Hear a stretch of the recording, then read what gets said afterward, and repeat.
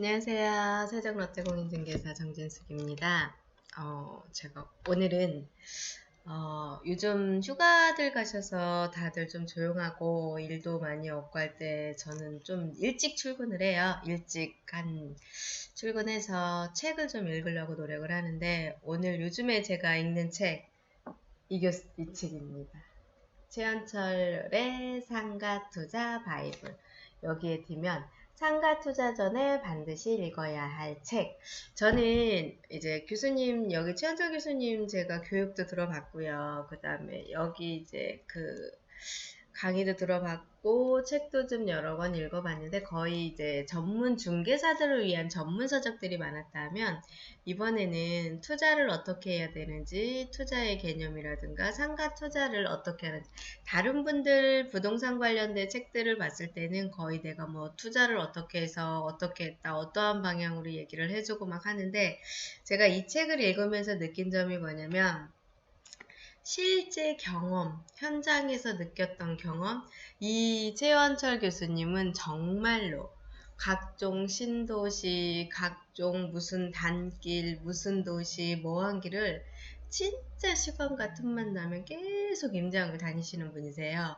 이 임장을 다니시는 거에 대한 느꼈던 방법, 그리고 저인 공인중개사인 저도 사실은 상가투자가 굉장히 두렵고 무섭고 겁나고 중개하는 것도 생각보다 쉽지가 않아요. 왜냐면 처음에는 상가가 사실은 주택보다는 수익률이 좋고 하다 보니까 상가 투자를 많이 하려고 노력을 했었는데 상가 중개 쪽으로 많이 하고 상가 쪽 중개를 하시는 분들은 정말 대단하신 분들이시거든요. 근데 중개를 했을 때만 문제가 되는 게 아니라 중개 이후를 생각을 하게 되면 실질적으로 아무 상가나 어떠한 상가나 투자를 해드리기가 참 어렵더라고요. 그게 이 상가는 어떤 한 분의 전 재산이 될 수도 있고요. 그 상가 금액이 얼마냐에 따라 틀리긴 하지만 대부분의 분들은 그 평생을 모아놓은 돈이기도 하더라고요. 그래서 그 평생 모아놓은 돈, 그 다음에 이 재산 중에 거의 많은 부를 차지하는 돈. 왜냐하면 단가가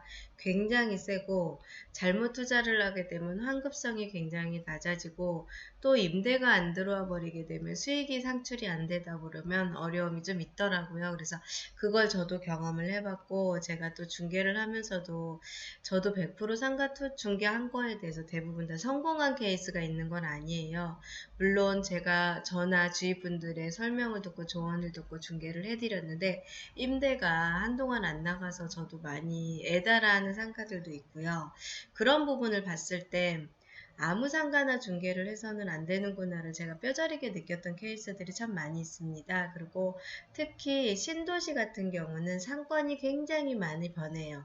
한 가지 요소, 다른 요소 필요 없습니다. 다른 한 가지 요소로 인해서도 상권이 굉장히 변하는 걸 제가 많이 경험을 하고 보았고, 그 다음에 그걸로 인해서 이제 조금 투자해드린 분한테 조금 손해를 보게 해드린 케이스들도 있었고, 그래서 사실은 저도 상가 중개하고 상가 투자시키고 상가 관련된 일을 하는데 사실은 조금 겁도 먹고 두려움이 좀 있어요.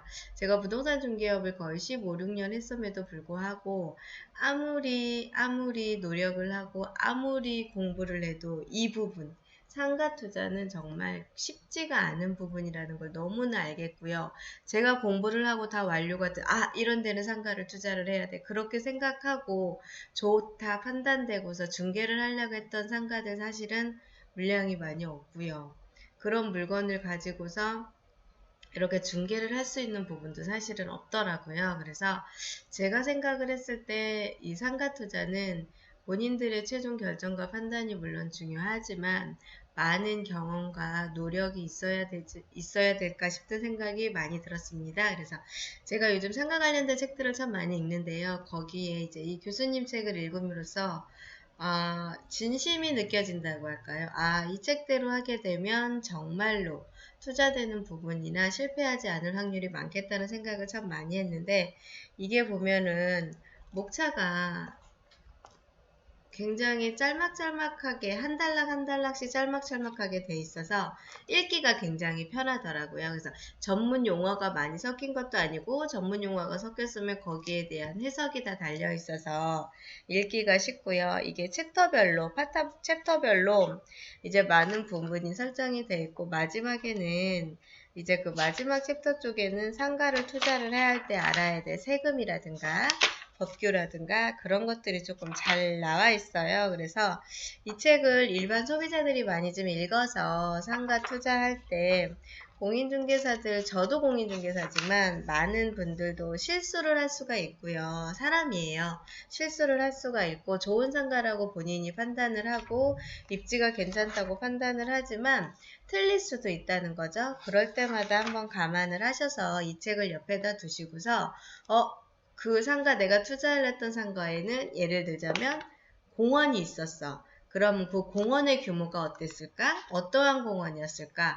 어떠했을까? 그런 내용들이 여기에 하나하나 세세하게 다 나와져 있어요. 그래서 이 투자 관련된 상가 관련된 책들이 많이 있지는 않아요. 진짜로. 우리나라에는 상가 투자 관련된 책들이 많지는 않지만 상가 관련된 투자할 때 입점해야 될 때는 법규라든가 그런 것들은 많이 있는데 없어요. 그래서 여기 제가 이 책을 읽으면서 또 하나 느꼈던 거, 상가 투자를 해서 100% 양도 차익을 볼 수 있다는 개념을 조금 저는 깨게 됐어요. 그래서 상가를 사게 되면 수익도 생기고 양도 차익도 봐야지. 그 개념을 제가 깨게 됐고, 이걸 읽으면서 상가는 순수하게 수익이 발생된다는 기준을 두고서 읽게 되겠고, 다음에는 조금 접목을 하게 됐고요.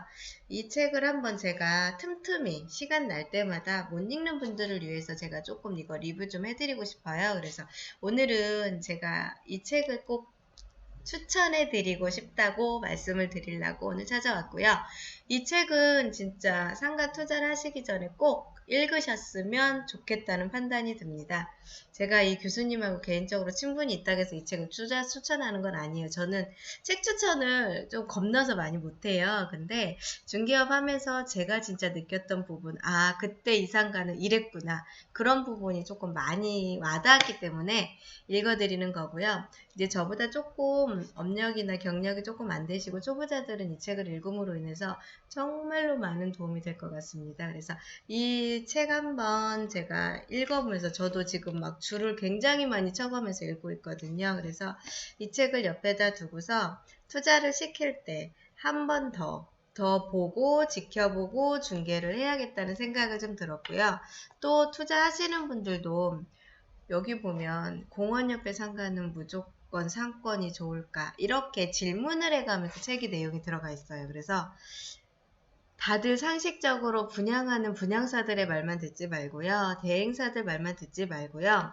이런 상가가 어떻게 투자를 하면 될까? 이런 거 부분에 대해서 좀 읽어보시고 여기 관련된 부분에 대해서 조금 생각도 해보시고 또 골목상권 요즘 제가 조금 쫓아다니는 데가 골목상권이거든요. 이런 상권에 대해서도 좀 알아보시고 그러고서 투자를 하셨으면 좋을 것 같습니다. 제가 오늘 이 책 소개시켜 드리는데 내용이 굉장히 좋고 많아요. 그래서 이거를 뭐 오늘 다 하루에 다 이렇게 연결을 해서 얘기를 해드릴 수는 없을 것 같고 제가 틈 날 때마다 시간 날 때마다 이 영상으로 상가 투자는 이렇게 해야 된다 이런 책 내용을 조금 달아드리고 싶어서 찾아왔습니다. 앞으로 이 책의 내용 자주자주 조금 올려드릴게요. 상가 투자하실 때 도움 많이 되셨으면 좋겠고 제 영상 보기도 전에 책 한번 사셔서 읽어보셔도 좋을 것 같습니다.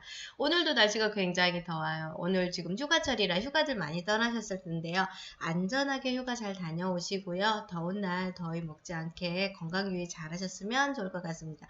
오늘도 즐거운 하루 되시고요. 행복한 하루 되세요. 감사합니다. 최종 롯데공인 정진숙입니다.